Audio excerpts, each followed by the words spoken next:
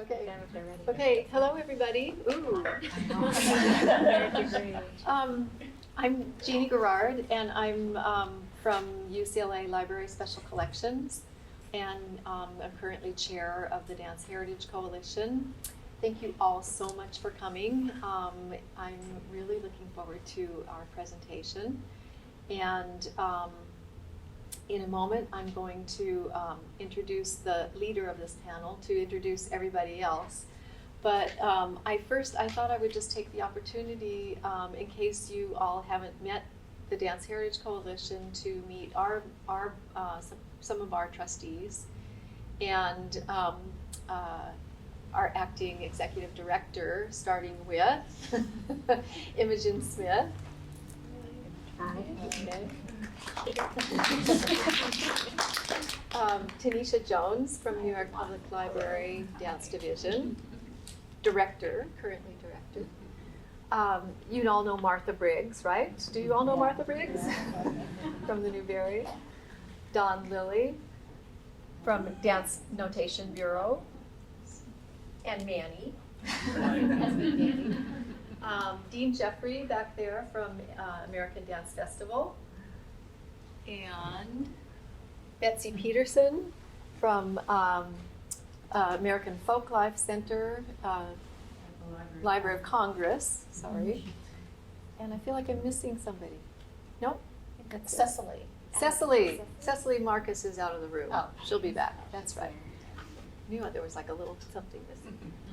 She's from the University of Minnesota. She is from the University of Minnesota, and we may not get a chance to introduce her. So I would, on that note, I would like to introduce Corinne Pierog, who you probably also know, but thank you also, Corinne, so much for putting this panel together, and I will let you take it from here and introduce our panelists, and we'll get right to it. Thank you. Thank you. It's very excited to be here. This is a labor of absolute love and passion.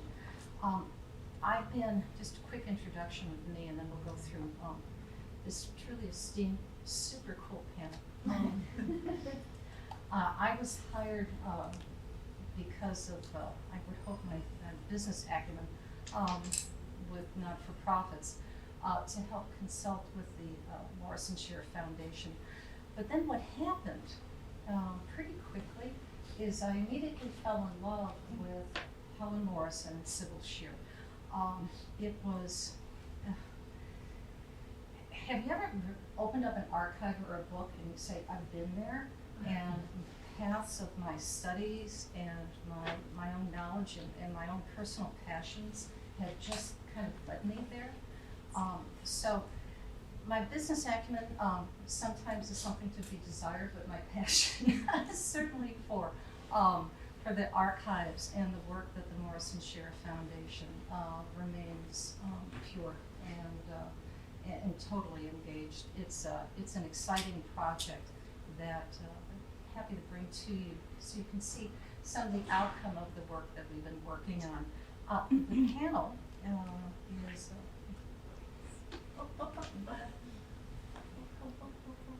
there it is. Sybil Shearer is truly, as noted, a dancer that perhaps the world may have forgotten, but her work is being resurrected. And during the time when she was performing, she was considered one of the world's most foremost modern contemporary dancers. The photographs that I'm showing to you were all taken by her partner, her ally, her manager, Helen Morrison. So this was at her studio, and I just discovered this. We were going through some of the archives a couple of weeks ago, wanting to see some of the photographs. And I thought we'd start out with the film, because the film is the heritage that we're going to be bringing forward to contemporary dancers, because it has the choreography on it. So the key is Morrison Shearer Foundation. We have Toby Nicholson here as one of our presenters, And I wanted to introduce Carol. She's the board chair, and she is the historian. So if we stray, she will correct us and notice where she's sitting.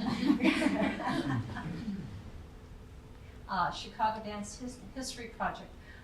Jenai, we're new to Chicago, right? New to bringing tap and exciting things that are happening, and the documentation of the dance, the history of dance in Chicago, which I'm excited about. And she's going to be already interviewed Toby, and will be interviewing Carol as part of the archives. Oh, Chicago Film Archives. Nancy, this is, when I talk about this is a team that we're all working together to preserve these archives. Nancy predates me. She was brought in, and from stories I heard, she looked at the films and went, oh my goodness. It was, oh my goodness. Nancy is the executive director of the Chicago Film Archives, and they are doing extraordinary work. The films of Sybil Shearer slowly but surely are going to be streamed, and we've got 23 dances up there now, 22 solos and 1 company piece. Eventually, the whole canon of work will be up there, a little at a time, and some of them have been digitally remastered as well. So will be available, which is pretty awesome. And Kristina Isabelle, this is where it all goes to creative resources like Kristina, who have the vision and the talent and the desire to take a look at Sybil Shearer's choreography and to be able to restage it. It's meant to be brought to life. And I fully believe that dance is one of those mercurial things that you have to see it, experience, and be part of it. The film will show it, but the texture of it doesn't exist unless it's performed on stage. And I know we have a lot of passionate dance people here, so there is no argument with that at all. And me. I have a consulting company. I love working with not-for-profit organizations, but my passion is truly working for the Morrison Shearer Foundation, and I'm honored to do so. And so we begin. I'll let you sit up there, and you can see a quote from the Pioneer Press, and you can read it yourself. When I was working on the PowerPoint yesterday, I really focused on that last paragraph because I wanted to make sure that it was right. And I know that Jenai is going to talk to us a little bit about what she's going to be presenting first, and how this is all going to coalesce into having a visual documentation of dance history in Chicago. Okay, thanks, Corinne. Thank you to the Newberry and Dance Heritage Coalition for hosting the discussion today. I'm really honored to be here and representing the Chicago Dance History Project. CDHP is a new organization. Like Corinne said, I'm new to Chicago, and the organization is new. We're less than a year old, and it was formed to investigate, preserve, and present histories of theatrical dance in Chicago. I'm lucky to have most of our board of directors here today. It's the first 3 ladies in, we're gonna call ourselves the monochromes. Susan Manning, Liz Liebman, and Ginger Farley are also here with me. Unfortunately, Zach Wittenberg couldn't make it, but that's the board of directors. And our main objective in our first 3 years of existence is to conduct and record oral history interviews with area dancers, choreographers, educators, advocates, and others associated with the form. These in-depth interviews will then serve as a platform to construct more specific narratives and really examine how Chicago has shaped dance and how dance has shaped Chicago in the 20th century, throughout the 20th century and into the present. We plan to share these videos and other materials that we come across publicly in a lot of ways. Primarily, we're going to build a digital archive from which we can launch all of these other more specific narratives and craft many more isolated stories in a variety of media. One other thing, in conjunction with all of the research that we're doing, we seek to connect support and render more visible the pockets of knowledge and collections that already exist throughout the city. So we've been doing that and we'll continue to do that in a number of ways. We host our own public programming as well as participate in the programming of other organizations, which kind of brings me to why I'm here today.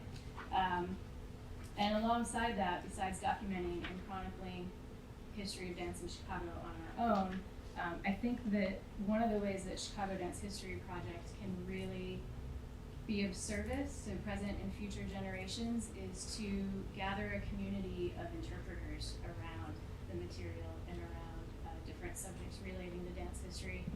And that's really who you see up here today. I think of us as a community of interpreters. We're dancers, choreographers, artistic directors, executive directors of nonprofit arts organizations, writers, historians, archivists. So we all bring a little bit something different to the table. But what I think is really neat about it is that when we do get a variety of people in the same room, we can help propel these stories further, create fuller histories, deeper contextualizations, and multiple narratives for different types of audiences.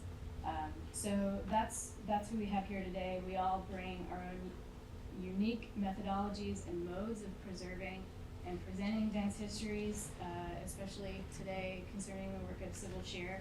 But each individual effort contributes to larger conversations around her work. So that's exactly what Chicago Dance History Project wants to help facilitate.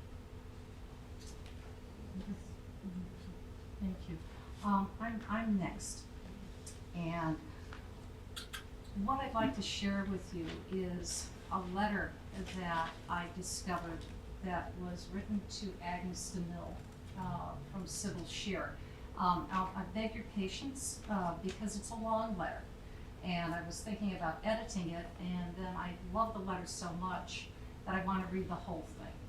I know some of you may have a good understanding of who Sybil Shearer was and her history, and some of you may not. But I thought you'd enjoy hearing the letter so we're all on the same context of who this woman is. So 3 pages, so I'll try to read well. I think it's approximately 1960 to 1963. Okay, well, she didn't date it, but I know she wrote it in Northbrook. So, Dear Agnes, when I found you did not know about John Newmeyer, and we all know about John Newmeyer, right?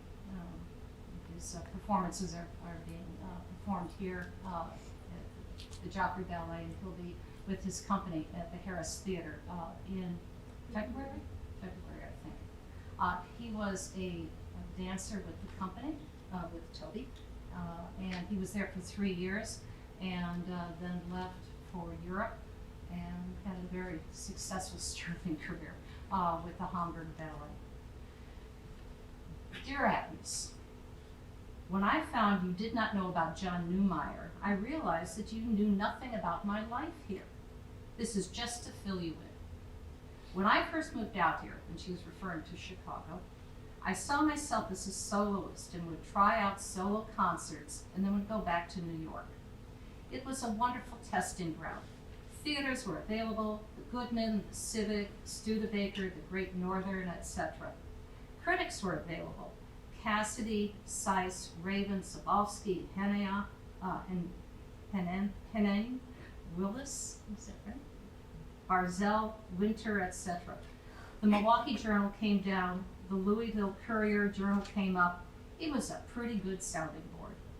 Returned to New York, the Y, Times Hall, Court Theater, Brooklyn Academy of Music, and Carnegie Hall. And at the Court Theater, there was a sold-out house and a big debts. The union took me to the cleaners. Helen said she would build us a place for less money. Well, it wasn't too much more. The studio was stage size with a movable wall for Carnegie Hall performance, large space. As for money, Bob sold me the land for a song. That's Helen's husband, Bob Morrison. For 2x12s and 4s, electricity, plumbing and furnace, etc., I gave solo performances in big and little towns in the Midwest that had a platform on which to dance. We were afraid of mortgages and my trust would give me nothing. I could live in Lyons all my life free. That's where her mother lived in her house. But not 1 cent for Northbrook, so I danced the studio up. Meanwhile, with all this commotion, people came, curiosity, etc. I did a lot of lecturing, talking my head off, and had a school of 3,341 students and 7 teachers. Louis Horst came and saw what was happening and called me the A&P of dance. A few years later, I said to Bob, all these people, this isn't why I came to Chicago. Well, Bob said, well, Sybil, you know what to do about it. I said, what? He said, quit. I said, now? He said, yes. And I did. In the meantime, I had given a ballet for children with a cast of 266 called A Christmas Wish. I liked it better than the Nutcracker, and this put me to bed for 6 weeks. People still want me to do it, but I said, never again. With this success, I decided to ensemble choreography. What a jumble. I auditioned everything with 2 legs, 2 arms, and a head. Had everything. Solos from ballet theater, Hanya's lead from My Darling Edita, one from Joseph Limon, one from Juilliard, Robert Cohen, and Stuart Hode supplied. My vision of what Hex Martha Graham would put on me for taking them put a stop to that, however. Choreography began within this thicket. It took over and ran my life for 3 years. I followed blindly, booked a little theater in Winnetka, didn't know if anybody would come out for, and when the seats were gone, and we let them stand against the wall. At intermission, Bob Morrison told Helen to get out to the box office. People wanted to see it again. To my surprise, Chicago critics came, and so did John Martin and the U.S. government, for this thing called Exchange of Leaders and Specialists.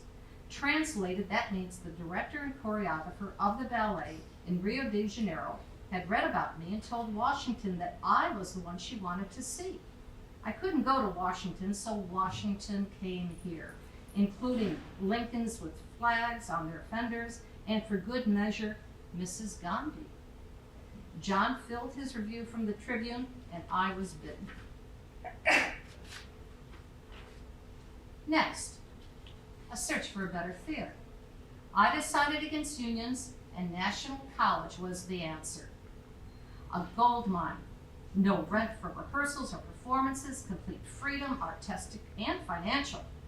Bill Manchester, on seeing it, said, we have nothing to offer you in New York like this. This time it was short things. I couldn't do another long thing. Part solos, part ensembles from 3 to 10 minutes in length. By this time, word was around. Helen found out that at Main Street and Chicago Avenue in Evanston, they sold 8,000 copies of the New York Times every Sunday. A good place to advertise. Also, a friend of Bob's, who had transferred from Collier's to the Saturday Review, told us to advertise in the Classified.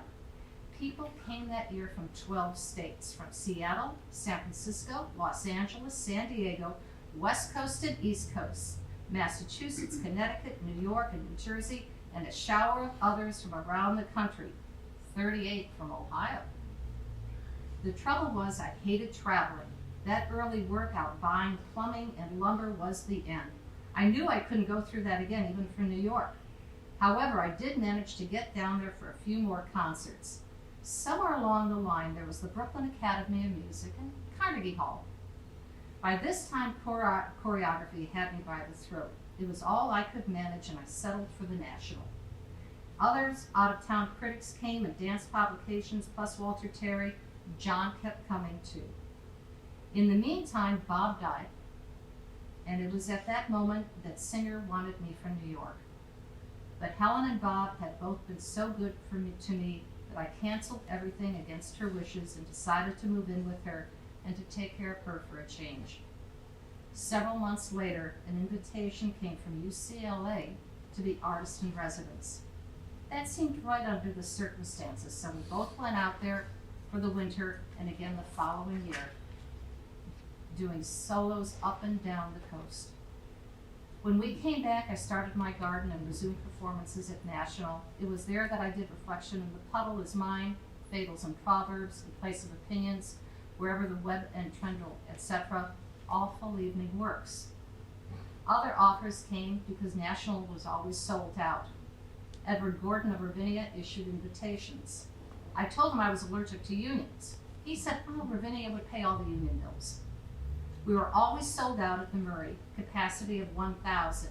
In the big pavilion where the symphony and ballet companies performed, we sold more seats than the New York City Ballet did on their opening night.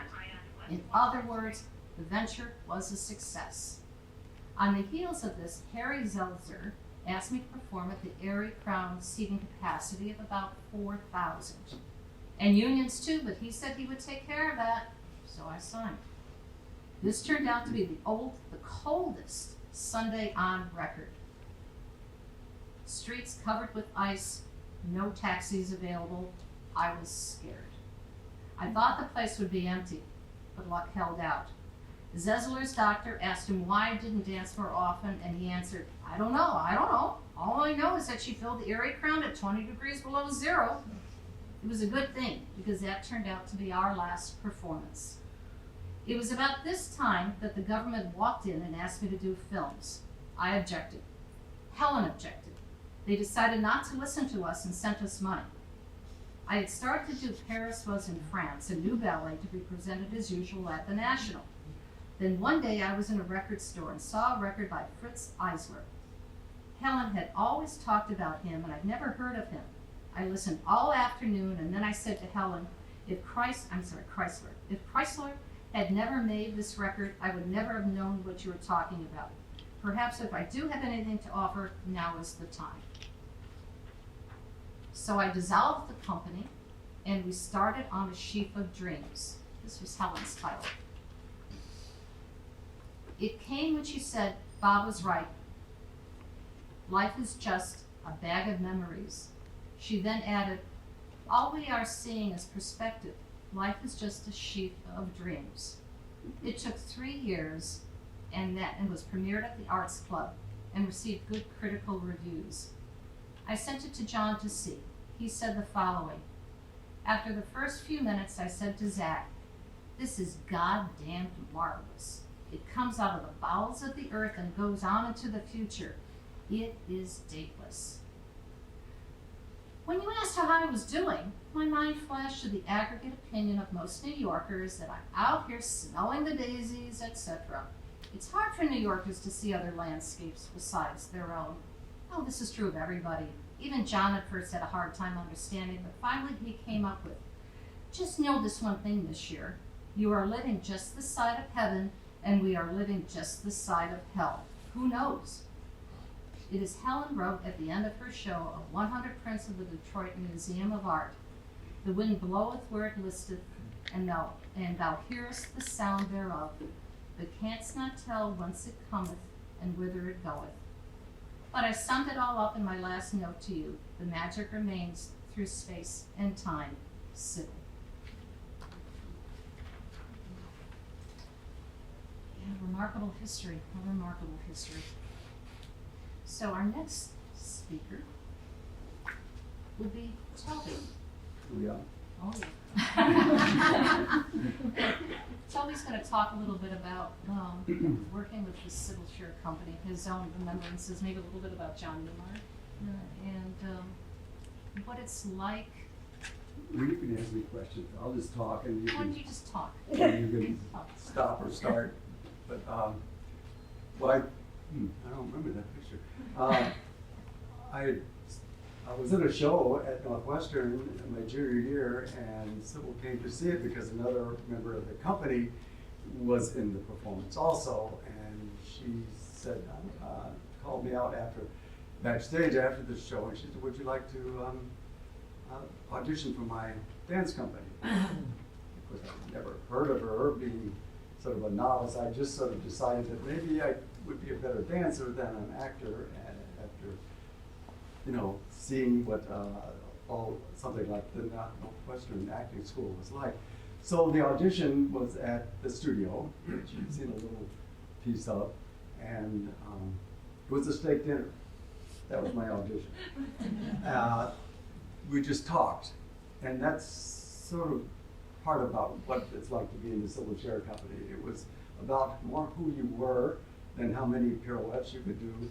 I don't know any dancer that was in the company that had like a dance audition. It was, she got to know you and she saw you in one way or the other, and then you were in the company. Sometimes people came into the company with very little dance experience, and some, like John Newmeyer, who had a great deal of dance experience. She almost wanted people with not too much, because she wanted to have them, be able to work the way she worked, and be able to do something different all the time. And often the ballet dancers were so stamped with ballet, and it was all about how high could you get your leg and how your turnout was, which would squeak through her choreography sometimes if she didn't like that. There was one dance where we had to have all our legs parallel, time belongs for eternity, and it had to be eternity. Well, we had a dancer in the company, the leg would be up here, and drive her nuts. And so that's the two parts about being in the Sybil Shearer Company. One was who you were, and the people were all very nice people. They were very good people, including my wife, who was there. Juanita was in the company also, and the other part is what we did, and what we did was different all the time. We were basically ballet based, but that was not the essential part. I wouldn't say that if you looked at what we did, I think we're going to see one of these dances that Kristina is working on. It doesn't look that balletic.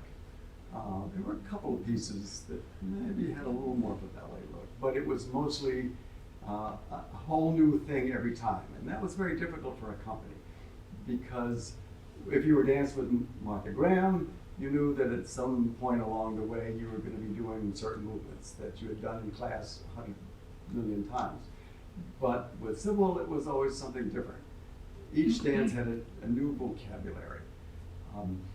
And for a while, she trained us. We came into the studio and did a class of a half hour, nothing much longer than a half hour.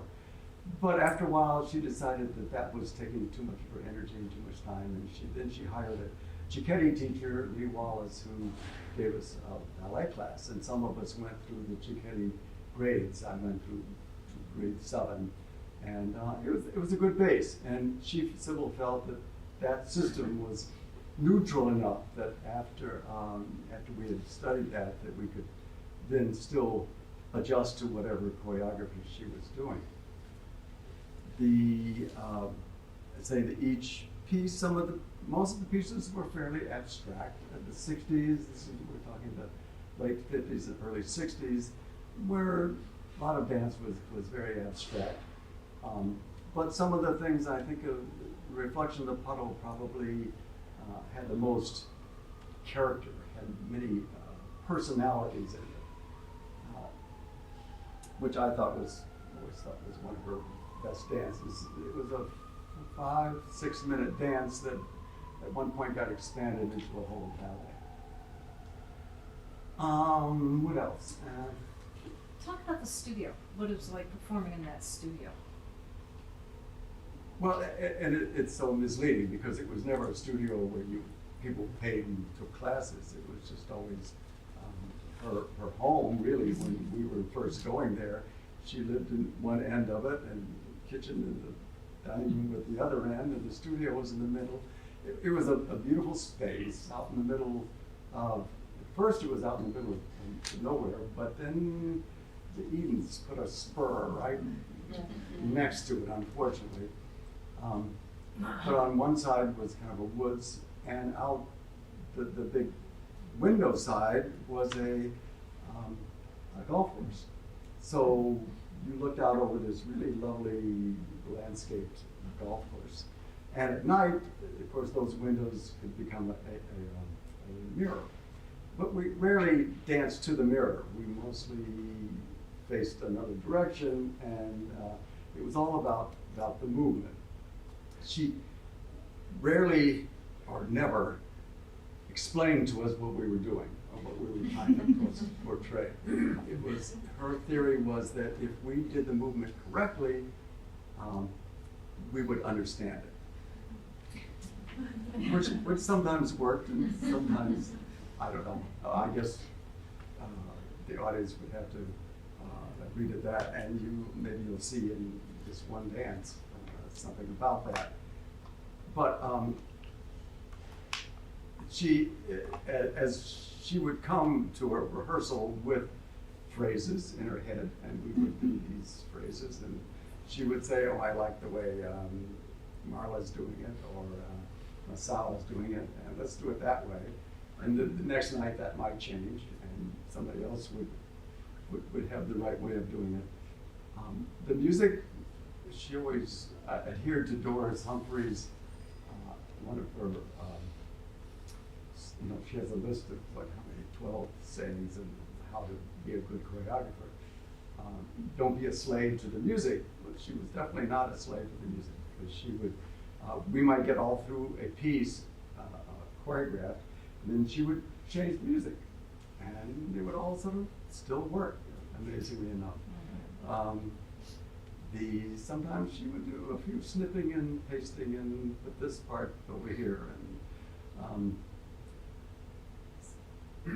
she was definitely, the choreography was the thing, not the music, although it often enhanced what she was doing.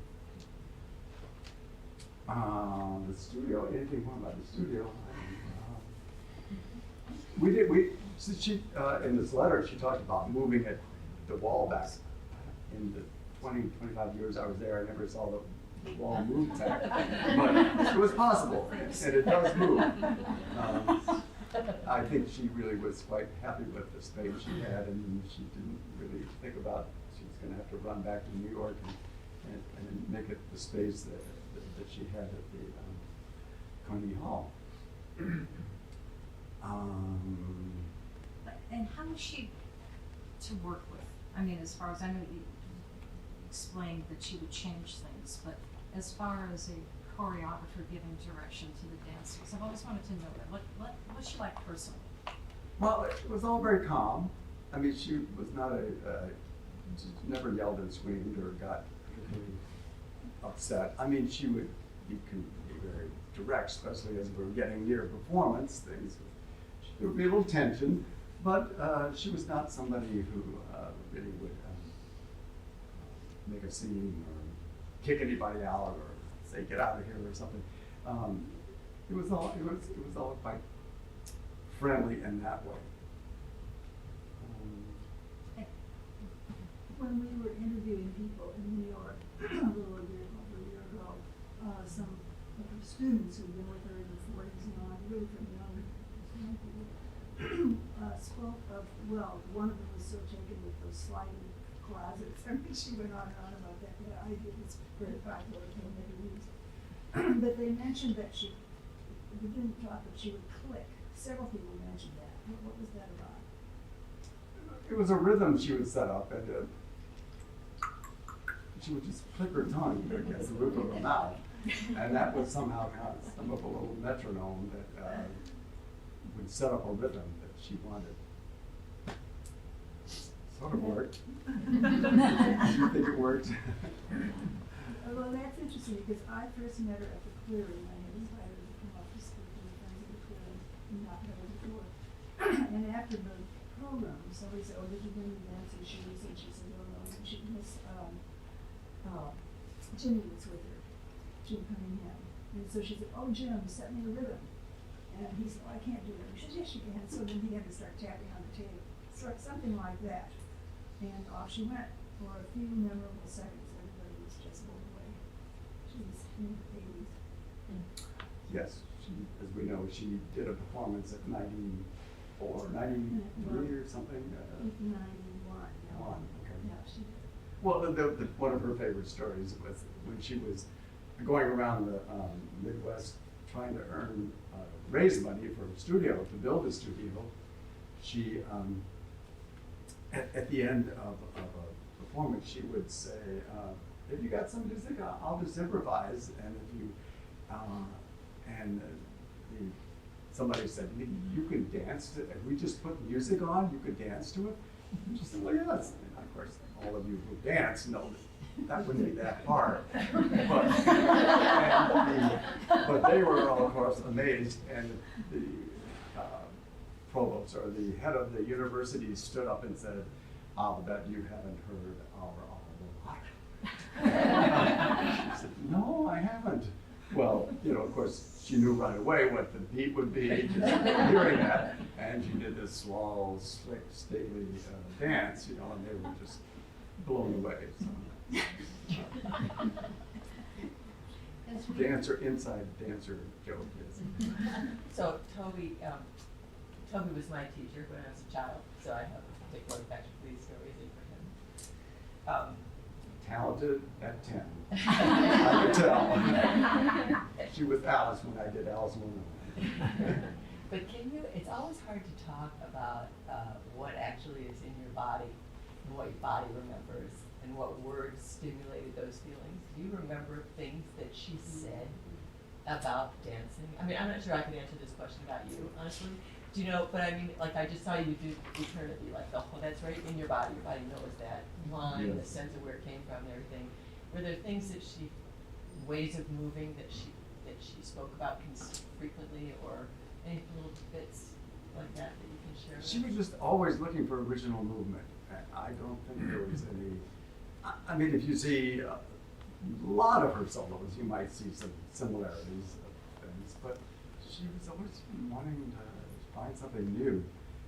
And she never gave us images. She just never would say, well, I mean, she might have said time lost for eternity. Yes, it's a long line, but not that you're reaching into space or it's all just about the movement. And we would do the movement and she would say, no, your arms are a little more curved or a little more this way or straighter.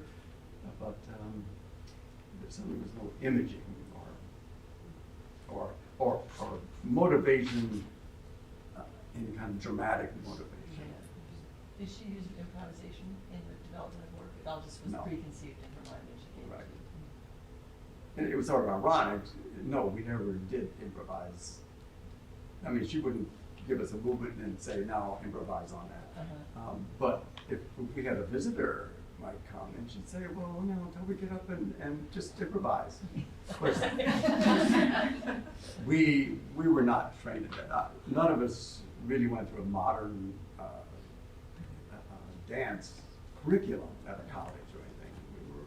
What dance I had been taking from Edmund McRae downtown, and I did a little bit of Delta Bannister at Northwestern, which you wouldn't know, but but I know she was there. Yeah. But Delta Bannister was not big on technique. It was a little more Isadora Duncan. So I felt I needed to take somebody downtown, and I sort of been scared away from Stone Cameron, but Edna McRae was pretty tough too. And I remember one time she came out with a hammer and said, I'm going to get those knees straight. And, if somebody didn't cry during the class, it was not a very good class. It was a different way of teaching. When you say that she didn't want to be a slave to the music and it was the movement that was predominated, to me, her solos were so intrinsic to the movement. Do you think it was a different approach to her solos? Because even the names of the solos were all the composers, and watching them just seemed like it was an intimate, portrayal of the rendition of what she was hearing, and not only in the mood, but in a lot of the articulation and phrasing.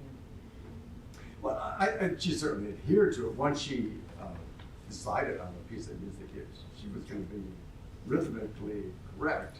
But I've seen her change music often to different pieces. Ensemble pieces? Solos? Yes, Solos ensemble too? pieces Solos too. too? Well, We were not They privy were- to yeah, the they're- solos. Yeah. The only time we saw the solos is if during the concert, we would peek in the back door and see her do it. She never, at our rehearsals, would say, oh, I've been working on this piece, you wanna see this solo? Never happened. Did any of her dancers do her solos? Did she ever set them on into? We need to actually learn one of her solos. At the very end when she was filming. Yeah. Which one was it, Juanita? It was the bar talk, I don't know what that's. Well, it was part of that concert, Within the Spigot, which I just missed. That was done in 1959, and I joined the company right after that had been performed. And she kept trying to revive it, but didn't happen. And a lot of those dancers left. I think from that, there was just Masao and Dinah. There were just a man-buck, a few people from that concert that stayed on. So it was it's always, so much of her choreography was based on the body. You know, I always sort of laughed when I started off as trying to thinking I would really like to be a dancer in the 50s. People said, oh, you're too short to be a dancer in a chorus line. So finally it dawned on me, why do I want to be in the chorus line? I don't want to be in the chorus line. And a lot of, course, that's the nice thing about modern dance companies is that you can be any size. And Sybil always had tall people and short people. And so, what's the point? But yeah, I just think it was something that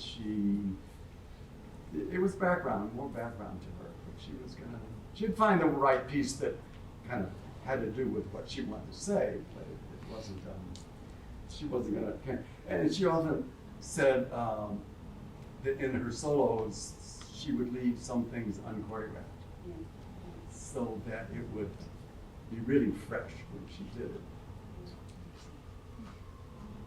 Just as an aside, I worked with Hubbard Street Dance Company for a long time during the Tharp project. And when we were doing Golden Section, I said, they're gonna charge us $200 for the music every time we perform it, And she said, no problem, I'll just change the music. And then so she went into the rehearsal. At the end of the day, she came back in my office and she said, I can't change the music. I said, I didn't think you could, but I thought, it was worth mentioning. Even though she thought she could, it's like, Well, yeah, a little adjusting here and there. But I think Stamping Won't Dent the World had a couple of different, I know it had whole different sets of costumes and different music to it. Toby, she called it the Sybil Shearer Ballet. That always seems strange to me. The Sybil, A lot of its Well- programs were called, they were publicized as Sybil Shearer Ballet, rather than. so just meaning You see it all. dance, as we all know, it just means dance. But I feel like when I was first dancing, it was called the Sybil Shearer Company. Well, on the programs, many of them say Mm. ballet. Mm. And I know of I course- say that to a class now. I could go sub at New Turn and I say, what does the word ballet mean? Blank, they're all, nobody can come up with just a simple answer. And a lot of people said she could not dance on point, but we have some incredible photographs that were in high school that used to be lessons definitely on point. But later she used to say, what's the point? Yeah, I- she didn't like it. What's the Toby, I'd love to hear about, at what point you left the company and why and what you went on to do and. I never left. I'm still there, we're still. Go back to the Yeah. other slide. No, it just, it just, as who's that, Corinne said, that McCormick Place was our last public performance, but then she started doing film and everybody, just kind of sort of dribbled away that way. And then she got more interested in writing, wrote for Ballet Review. So, but I've been around But she the whole described, time. So you stayed in touch always? Yes. Yeah, always, Right, yeah. now I'm on the board, we're on this board. But we all had day jobs. Yeah. This was really more of a night situation, and so the year that Bob died in 1965, I got a job at Newberry High School teaching dance and drama. So. Started as being easy. Well, the company just ended in an odd way. She describes in volume 2 of her autobiography. She thought she would go on. They had a date to dance at a school, and they went there and nobody came. And she took that as an omen and decided to dissolve it. Yes, we remember that. It was pouring rain, and we got, what was it, Moraine Valley College. And we walked in 5 minutes before the curtain because we got lost and it was dark and pouring. And there was, one or two people had come to see it. We did the performance. School had a grant, and so to do something, and they used the grant that way, but they didn't publicize it. It wasn't publicized anywhere, so nobody knew about it. Yeah, they'd had a grant to do something, and they hired us, but, so. When going through reading, she discussed ballet, and she said that it was, now again, I'm not a dancer, but the technique was ballet, and there was the style of classical ballet and romantic ballet, and classical ballet was a very traditional type form of dance, based on probably Russian style, perhaps, but the romantic was what she considered herself to be, which would be new, cutting edge, passion, showing the human element. So she always considered herself a romantic ballet dancer. So I think probably in line with Carol's comment, why they considered the ballet, perhaps that could be possibly why, discussing that she considered herself a romantic ballet choreographer. So I would even say some of the works in the 60s, 70s have more of a kind of ballet look to them than her solos do. That's post the Cicchetti classes, Yeah. right? I Yeah. remember really distinctly when you started introducing Cicchetti to us. I like, what year was that the guy came, the Cicchetti person came to? Yeah, when did it What year was that? Because I remember before that, the classes were really different, and then after that, I didn't get to wear my hot pink leotard anymore. But I remember really distinctly that shift to a different technique. I mean, even in the videos, they're in black tights and white shirts. It's Yeah. very formal, very Balanchine-like in a way. Can anyone talk about that shift to film? Well, this is what we're going to be talking about next, Okay. and going through that shift. And that'll be something that we can see. This is a photograph of the performance of Oh Lost, and this was at the National Education Theater in Evanston, and a review about that performance. So that's the costume that she performed in, and it was actually purple. So we do, I think we still have that costume in the archives.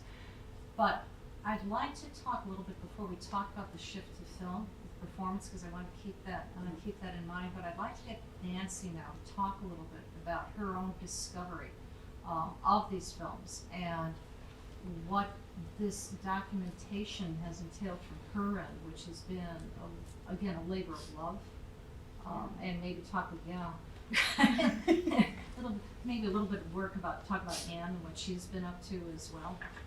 Yeah, so when I first met Carol, actually, I think it was in 2008, Chicago Film Archives was maybe 3 or 4 years old.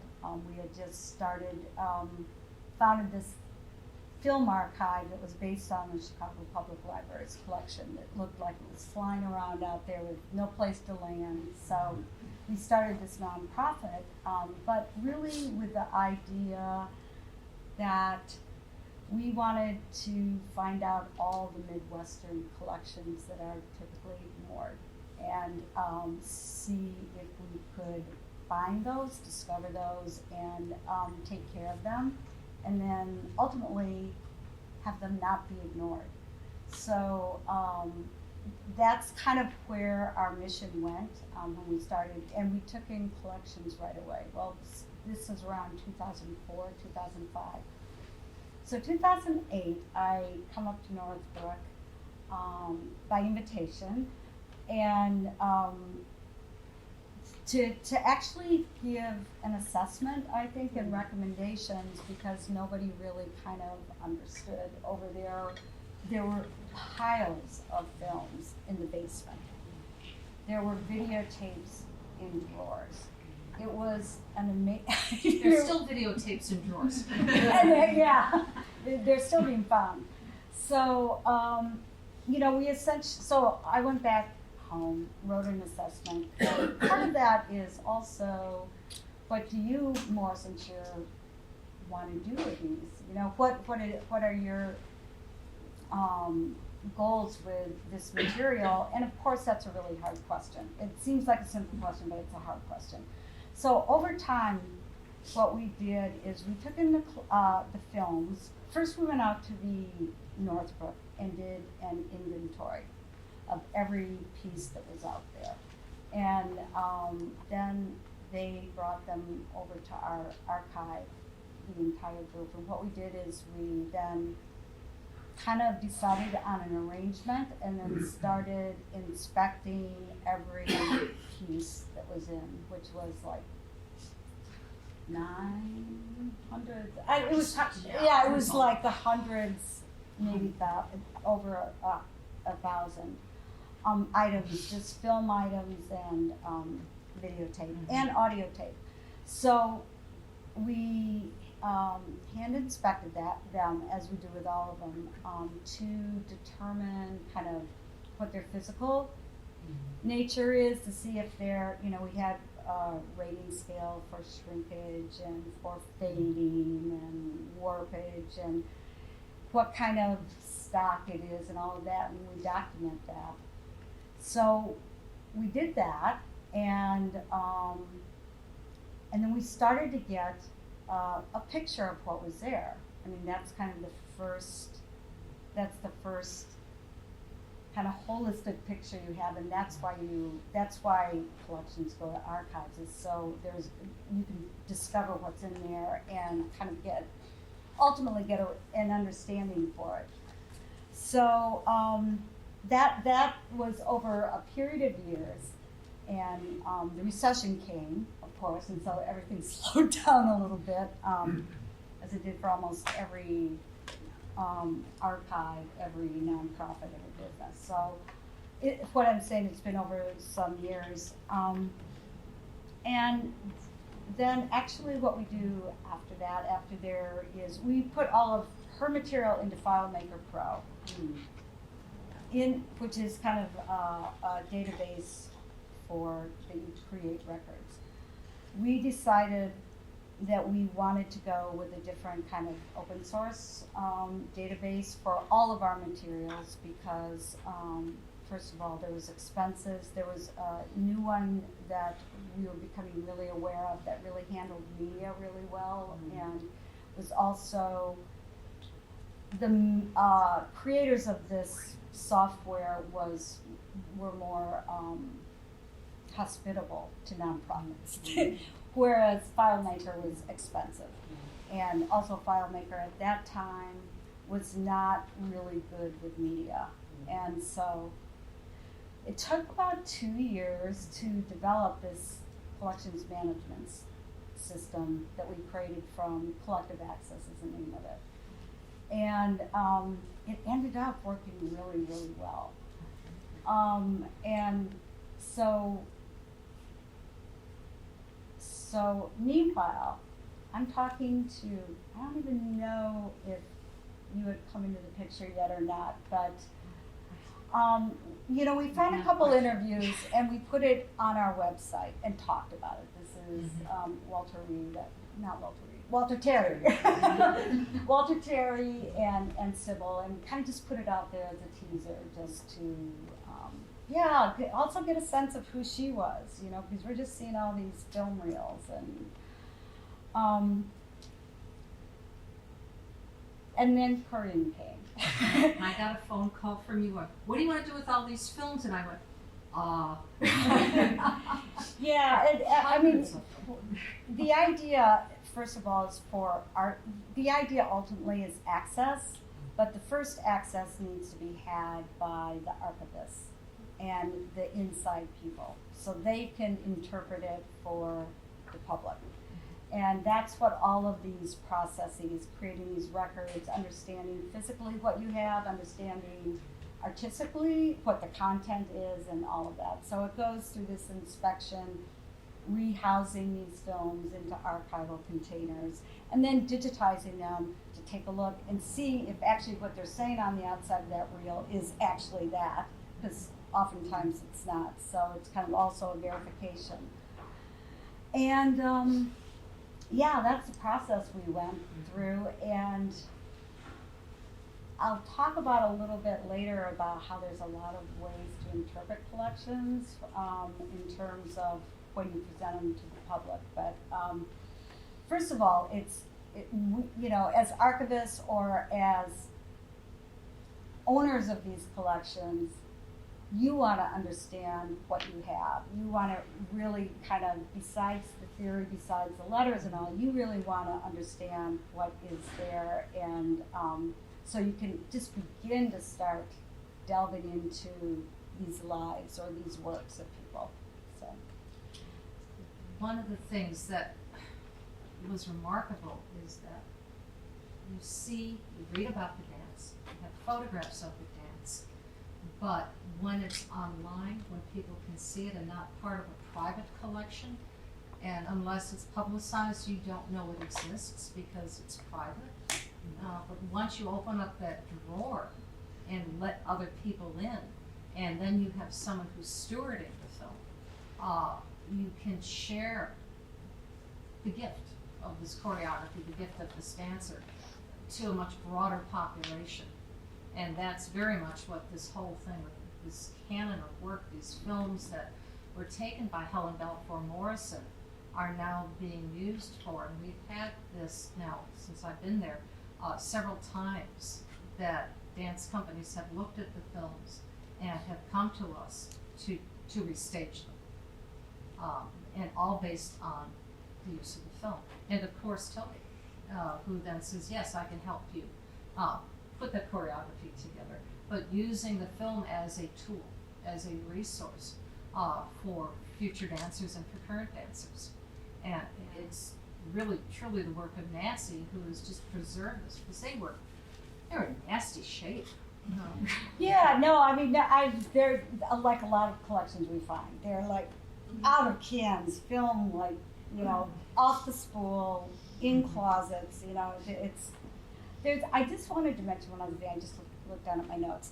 There is something that is, and people that work here and other archivists will understand this. It's really, dance is a really tricky art form on media to catalog, because there's, I mean, our system is a relational system. It has a hierarchical component to it, but it's relational. So the material we have in one collection can potentially relate to another collection and all of that. And we have this particular one record which is called the work record, which typically in relations to Chicago Film Archives, that means a work is a unique film, whatever it's on it. And so that's where you describe what that work is on that film, and then there could be a lot of copies and that will relate to that one work record. In dance, work can either be that film or it could be that dance work. And that dance work could either be a rehearsal or it could be one performance while another performance happened in a different year with different people in it. So while films are real kind concrete and finite. No, dance is so fluid. That all of the components when you're archiving it's so fluid in terms of when you're archiving, you're trying to get a grasp on what is there. In dance, it's hard because there's so many different kind of iterations of a dance. There's rehearsals, there's outtakes, and so once you do go and decide to put it online or to present it to the public, however you're going to present it to the public, you need to actually make your own assessment in designing how you present it to the public. And we did it with solos and ensembles. Correct. Sort of an interesting background on these films. Sybil never wanted to be filmed in performance, and therefore she never was. I think there's a little scrap by Anne Barzell, one or two, I think this was the public library or something here. But basically, she didn't want that intrusion, which makes it very hard now when we're trying to sort of resurrect her to the public. We couldn't possibly do the sort of thing for a PBS program, for example, because there's nothing of her in performance. And a lot of these films, and I think even though we have thousands, I don't think anybody should have the impression that we have thousands of dances, because a lot of that is little scraps of this and that, and rehearsals and trials. And I think our trustees are wanting to know more what we have before we put it all out there. We have to put it all out there. So there's studio film. Almost all, Studio. almost all were taken in the studio. Now there must have been a few company dances that were done in some other venue. But they're mostly done there, and they're mostly done when Sybil was quite a bit older. Maybe not as old as she, maybe older than she looks, because she was quite late in her life for the most part. We know that Helen had a movie camera at least about the time the house was built in Northbrook, before she knew Sybil, so because we have scraps of her following Jens Jensen around looking at the landscape of the new house. So she had that. But most of these movies, which she really got into it seriously, was after Sybil realized there was a value in aiding dancing, and then eventually we actually having a few showable dances. So it's sort of an odd collection. I wish we did have a lot more. And there's home movies in there too that are like, we're like huge fans of home movies. Yeah, they have so much to say. And yeah, that's another. How about the ensemble pieces also? Yeah, are we gonna see some? Not, Yes, yeah. not in We are. performance, not in performance. We're going to see what, what I'd like to transition to now is to Kristina, because this is the background, and now Christine is here to talk about what it's like and the process of. Well, I guess at first I should say how I came into discovering Sybil. I've been in Chicago for, I guess, going on 5 years now, but we had a Chicago Dance Makers Forum meeting out at the Northbrook studio. I had never heard of Sybil Shearer before, and I consider myself, I mean, I have my master's in dance. I love dance history. Like, how could I not know who this woman is? But almost instantly when I went to that studio, I was like, wow, I want to film here. You know, I'm going to do a show here. This is really amazing space. I could feel the energy of that space. And I kind of, let that go for a little while until I met Corinne and Carol, and they gave me the biography, and I started reading about her, and I was like, oh, this woman's interesting. How could I not have heard of her? The reviews of her are just stellar. Like, this woman was incredible. She was a maverick. They called her a maverick along with Merce Cunningham at the same time period. How could I not know who this person is? So I kind of was curious about how articulate she was as a young person, the way that she described her work and her desires, and that she knew that she was a soloist and she had to leave New York. And I actually had to leave New York because I wanted more space. I wanted to do my work, and New York was expensive, and I went back to nature. And so I have these like strange similarities with her in some ways, but that's not everything that brought me to this. So I started to realize, like, how do we pass on legacy, and how do we recognize our lineage of dance, because some of her peers were mentors of mine when I was in New York. I went to Juilliard and worked with Martha Hill, and there are other people, so I was like, oh, well, how do I trace like where her dance comes from, and is it somehow connected through the many trees into my style of dancing, or how do we acknowledge that? And I started watching her dance. I started going, wow, this woman's interesting. Her musicality, like you say that she didn't work with music, but her musicality is unexpected, different, but so right on. She moves 5 things at once, in different pattern rhythms, So that kind of fascinated me. So I decided to look at her life and world in a way of like, what were her themes? What was she interested in? And could that then inspire me to make a new work? It wasn't that I wanted to exactly do Sybil. It was just, how can that be a jumping off point for me to understand my work as a choreographer? Especially because I had spent like 3 years making my last piece, The Floating City. It was so in my body. I wanted another choreographer. I wanted more information, in my body to give me new inspiration. So through that kind of process of looking at her, looking at things that inspired her, I realized I had to do reconstructions to really understand who she was. So I will be doing, on November 11th, Oh Lost, which from the videos, it looks like a pretty clear, solid set piece. Because there's numerous pieces of hers that she might be improvising. You don't know if it's quite the exact thing, because they're all in the studio. The other piece that I'm doing is, I wanted to find a group piece that no one has seen before. And what was great was going to the Morrison Shear Foundation, and they have all these videos.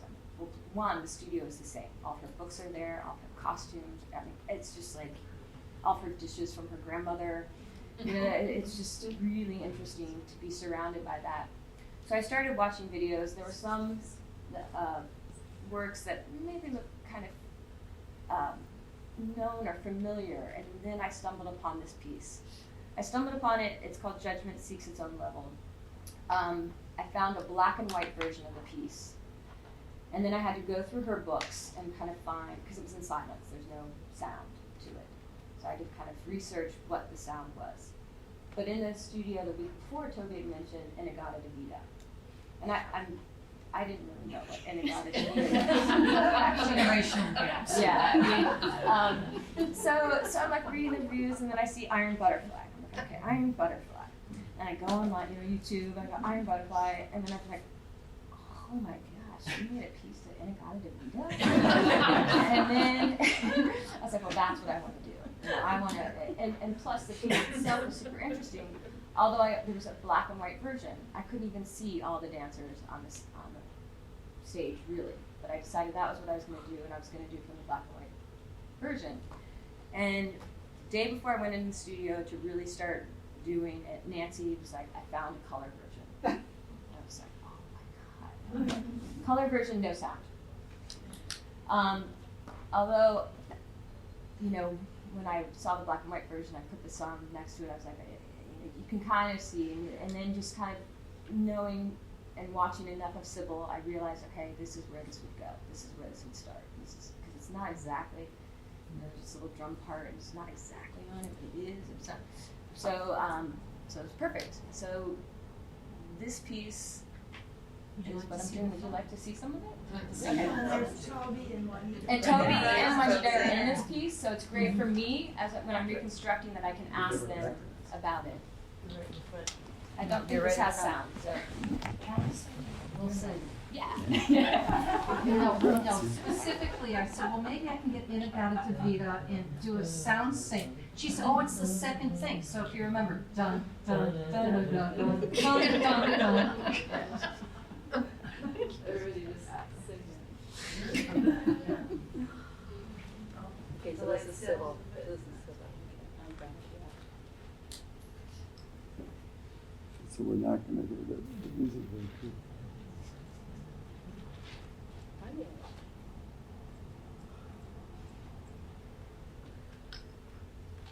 Mine is as ambitious. That's Toby. There's Toby. Toby. I recognize him, yeah. And we need to end her hair. Yeah. And we have these costumes, actually. The costumes are been pulled out and And they're They're clean. there. It's easy. They fit.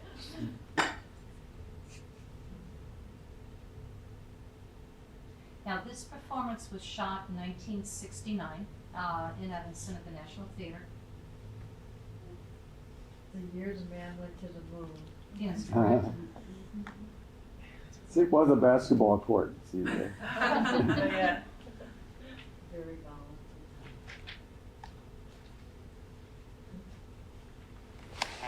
Jerry?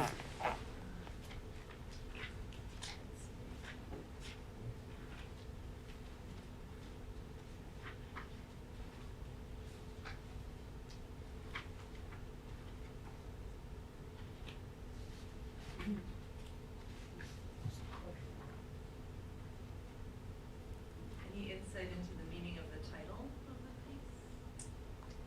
I haven't found anything yet in terms of the title, but all of her titles are super poetic, and I'm not sure that there is meaning in many of them other than the words. But to me, this is a protest piece. It's a what piece? 1969. Protest piece. Oh. You'll see a character in a moment here. I call her the peace lady. You know, there was the fighter there. You know, she's just quirky enough.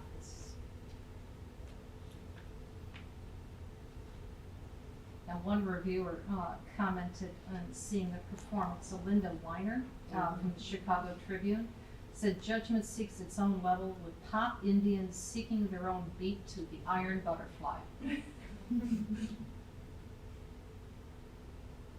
So is this the first and only one she did to rock music, Toby? What? Is this the first and only one she did to rock music? Yeah, the only one to rock music. Oh, yes. We've gotten to the part where I think it's, let's see.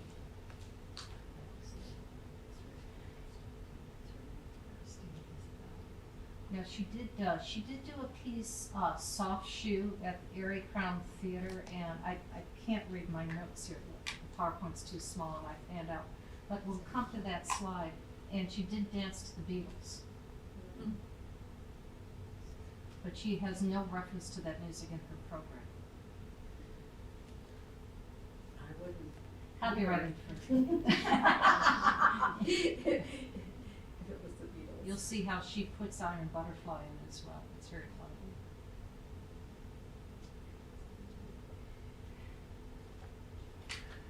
Now, interesting about Iron Butterfly and this particular piece of music, that it's Doug Engel, who is the writer for it, and Inagata-Devita received the first platinum record sale award in the history of recording industry and became a landmark record of psychedelic rock. Where are you gonna be doing this, Kristina? We're performing here at the Newberry Library. On Wednesday, November 11th. I'll be sharing O Lost, this work, and then kind of sharing the process of how I've tried to capture Sybil's qualities in my body with a look at Doris Humphreys, her piece where she's kind of honoring her mentors. And then I will show, I had a workshop where I worked with 6 dancers and kind of developed my own movement vocabulary based on things that I see in the movement. And a lot of that was the elements. Like, to me, when you watch Sybil solo, there's like this fire. She's got a fiery sense to her. And then she's got this earthbound sense. So we improvised with fire, earth, air, and water and started developing material around that. We looked at some William Blake quotes because Sybil was very much inspired by William Blake. So I'll show a work in progress of my beginnings of exploring her themes in my style, my work. And then I'll have another 6 months to then create my final version, which we call an anti-spirit. Do you have a date and venue for that? I do not have a venue yet. I'm looking for a venue. But I will start with a site-specific performance of the work and then bring it inside to a theater because, again, nature was really important to Sybil, environment. So, after I do the restaging of Sybil's work, I'll look more into Jim Jensen's philosophies and ideas, and then I will do the performances actually in Indiana, it's Michigan City, Indiana, but it's only an hour 15 away. It's a really great location, very beautiful. So I have a lot of land with a lot of different environments that the crowd will roam through. Yeah. There's a Jensen landscape theater just in Chicago. I didn't know that. Let's talk about that. Oh. I didn't even know about that. So now this is the drum solo. And the song. So if you have no idea how to defeat us, this is the moment. But it's slightly awkward. So I believe that this dance is 11 minutes. Yeah, we don't have to watch. The actual performance of Inagata Davida is 17 minutes. So I think the remaining 6 minutes of film will be required that the audience gets up and starts dancing. So that's another thing about restaging is I don't know if that was the end of the piece, right? Like it could have gone on to the 17 minutes. There could potentially be a recording of that that belongs to the cinema. The archive to 17. Oh, interesting. We have spent just so you know where we are. Here she comes. Here comes Juanita. Is that Juanita? No, She already did her solo. We needed to do Yeah, the I solo. need that, sorry, yeah. You say her name? Is that Patty Jean? That's Patty Jean, yeah. Homer. And it's been fun, like, because Toby was like, oh, what is the one gentleman, Toby, that does that one entrance, and you're like, he was a military man. You know, he wasn't a dancer, he was a military guy, so then you got that, and I can coach him on, you need to be more like the military. And then he does it that way. Oh, the guy with the karate kicks? No, Jerry, when Jerry goes across and all Jerry. that thing. The kid with the karate kicks was just a kid from down the block. The real story. And Helen Morrison was commended constantly in all the reviews about her wonderful lighting and her sets. And again, she was not trained as a light designer or a set designer. She was self-trained as a photographer and then took the next step. I read somewhere in one of the early performances that she was doing at Winnetka House, Community House, that she wanted the lights to look like a birthday cake. And she got the right results. And from then on, there was never a review that saying the lights were bad, or the sets were bad, or the costumes. And she sometimes even designed costumes. So she was quite an entrepreneur. Yeah, I wanted to say something about that you felt bad that you don't have her in performance. There's a lot of performance documentation that is like very boring. I mean, it's one camera with a wide lens that is, where you can't really see that much. Unlike those films where the film itself is choreographed pretty much and how it's shot. Yeah, it's pretty incredible. And I think the studio stuff of Sybil is amazing. I think what Helen Morrison did, I think it probably was more emotional watching it on film potentially than if you were watching it live, because the combination of being able of know somebody who could film and know their subject and all adds to the experience, the film experience, which would be different from the live experience, and possibly more emotional. We don't have no, the films are very, and I think just Kristina would agree, they're very intimate when you watch them. You become, if you've had a chance to see some of her pieces, All Lost is one of them, that you really become absorbed with the cinematography and the emotion that is transitioned between the filmmaker and the dancer. This is why. That's the end. This is like, Huh? you know, this Really? world, the energy around, and there's this woman in peace Oh. and this fighting guy. See, to No. me, Yeah. she is Yeah. making it. Yeah. You know, you're not judging that, the way of the Duda? world. There's fighting, there's peace, there's love. And Huh. the duet between Toby and Juanita to me is love. You know, so. Allison, could you bring up the PowerPoint? Sure. I've got a program I want to share with you. Huh. First time I've seen that. In the color version, yeah. Yeah. I mean, and I do think that all her solos, like, if there was YouTube back then, she would have been a YouTube sensation, right? Like, she was filming from one point and dancing for Yeah. person who really acknowledged like bags or something. how great she Shows was. the- Yeah, yeah. So I Monday, was Wednesday, or better. sharing with you, I know, Mhm. we're talking about paying for music. Yeah, very nice.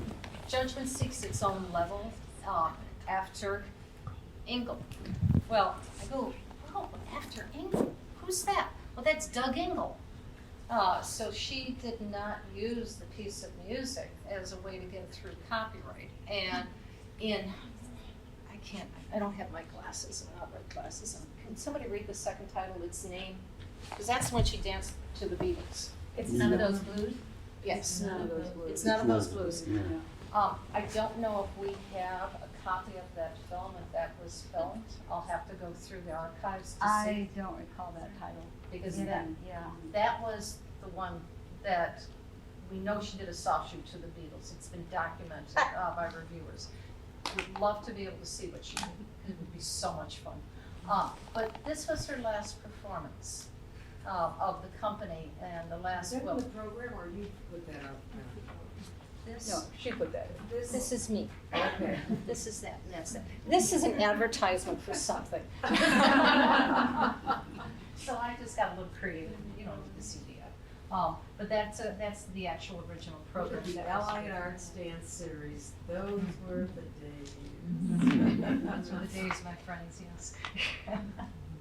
But you see ballet in the title. Mm-hmm. The Ballet of Sybil Shearer. So there was, why they say that the house was full, it was not full, it was not 4,000 seats. I think it's- Apparently about I think 2,000. it was a little over 2,000, as I remember. That's amazing, considering it was 20 degrees below zero. Yeah. For people to come out to McCormick Place, that's really, it's quite commendable for any dance performance to have that many people come to see the show. And I don't really know why she decided to leave, to stop. She wrote about it, and I think maybe it was just time. Maybe she felt that she just had had enough at that point. But we do know that she went on to create film and to continue the documentation of her dances, and as Toby mentioned, became a very well-respected writer, dance critic as well. And I don't know, and maybe Carol can answer that. Did she nurture other dancers, except just with her reviews? Oh, Toby, I don't, Well, I mean, she championed others. With the foundation, we gave money to other. oh yes, in recent years. But when she first stopped dancing, she was still creating some dances that never happened. Right. And she was busy filming, and then she was taking care of Helen to the end of her life. So she was pretty occupied until after Helen died, when she started writing for Ballet Review. She told me that Helen said, you know, you should write. Yes, She did. yes, She describes that, yes, very, very much so. She was a big champion of Susanna Linka, She who was that beautiful German soloist, Yeah. and remember she brought her around 1990 or so, Yeah. and, you know, really kind of, you know, she's got her official public library, but I think she We really gave saw money to Suzanne. Susanna Linka as, you know, the kind of soloist that she had been, right? Somebody who had that sort of singular, charismatic. She writes a lot about it in volume 3, which we're working on right now. She has it. But I wondered what happened to Susanna Lincoln.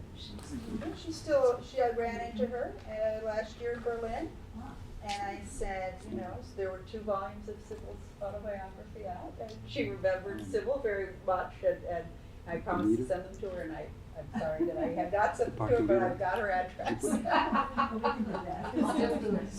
would be good. How did you know her? No, that's the phone. Because I was, doing this work on German modern dance, so I spent a lot of time in German dance in the 80s and met her there, And Sybil? just, when I came here in '88, and just, went out a couple times and, had tea and stuff, saw the garden, and, it was a casual acquaintance, but I knew from Margaret Loy's Borzai Book of Modern Dance, right, which you hadn't read, but I had, so she's like one of the new upcoming dancers, right, so she was a name for me, for sure, as somebody who had been in that sort of Cunningham, that shift away from the pioneers and moving into, so I did know her as this, but, I agree with you that she's in many ways lost, but she definitely was somebody that I knew before I came here, that, there was this important dancer who, When I interviewed David Vaughn, I made a point of asking him if Sybil's solo, the first solo performance that she did, had preceded Merson's, and it did. So they're both coming out in their own way, in a new direction at that time. yeah, and Denby has that incredible review where he's reviewing both early Cunningham and Sybil Shearer in the same. Well, I think she's forgotten because of the way she chose to work, largely. I first came into contact with Sybil Shearer when I was finishing up my doctorate at NYU. And one of the questions for the final exam, I don't remember what the question was, but I decided that the answer would be Sybil Shearer. I